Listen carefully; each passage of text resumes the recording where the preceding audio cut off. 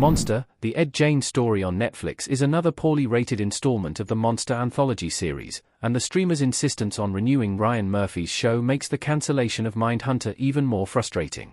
Netflix sure does love to cancel TV shows just before they get going. Getting a TV show past one season has never been a mean feat, but Netflix has a particularly frustrating track record when it comes to axing its own shows, even when they appear to have acclaim and attention. When Netflix greenlights shows like the Ed Gein story, their judgment seems even more suspect. Monster, the Ed Gein story was a frustrating addition to the Monster anthology. Monster, the Ed Gein story is the latest season of Ryan Murphy's true crime anthology series, Monster. The past two seasons have dealt with Jeffrey Dahmer and Lyle and Eric Menendez, and overall, those two seasons have a 51% on Rotten Tomatoes. Ed Gein brings that average down further with its 22%. Monster, already a half-baked TV show, has been brought down another peg by the Ed Gein story. Monster Season 3 isn't just alarmingly inaccurate, it's also confusing and grotesque. An unflinching look at gruesome crimes is one thing, but to do so and also mock the audience's demand for such images is eye-rolling. Netflix once cancelled a much better show based on true crimes.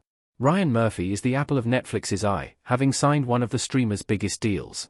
Maybe that explains why a show like Monster can go on. It's been renewed for Season 4, after a season like the Ed Gein story, when an inarguably better show like Mindhunter is cut after two excellent seasons.